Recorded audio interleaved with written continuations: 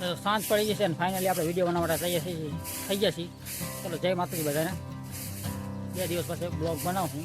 Blog બનાવતો નથી. પહેલાં હું વાડી હતો જેવો બ્લોગ બનાવતો મને થાય કે હા મેં કેવાય વિડીયો બનાવે.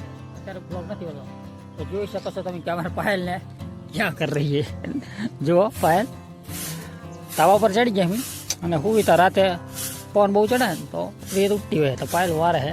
અહીં કોઈ રસી અમારે ગોપી એ મારા ભાઈની છોડી છે. હું કરે મારા ભાભીની ડોકી જો તમને દેખાડું વિડીયો. બધા ડોકીને જોવે છે ઓલા વિડીયો બનાવે અને પાયલ વારે છે. પાયલ આજ વરી જશે કાલ વરી જશે.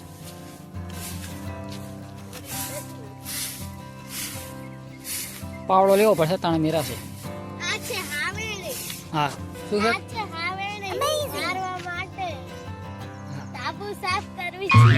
હા જોયું ને તમે કે કેવું બ્લોગમાં બોલે છે અમારી ગોપી.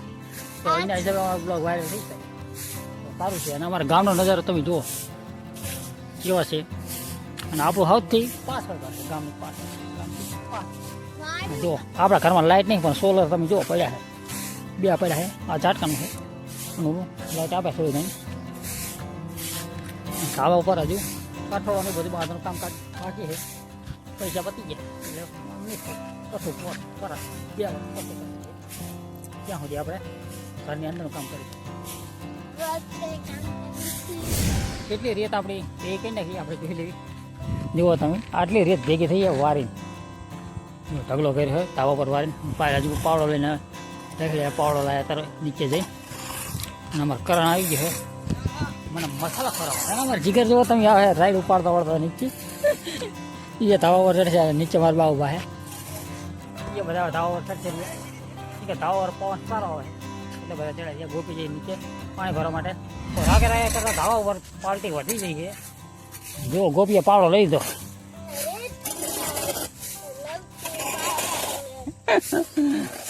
આમાં જયસી પણ આવી જાય એમ જો શેઠના બધા આમ કેળા દઈને ઉભી છે. અમે બધા દાડી એવું લાગે છે. આ છે અમારે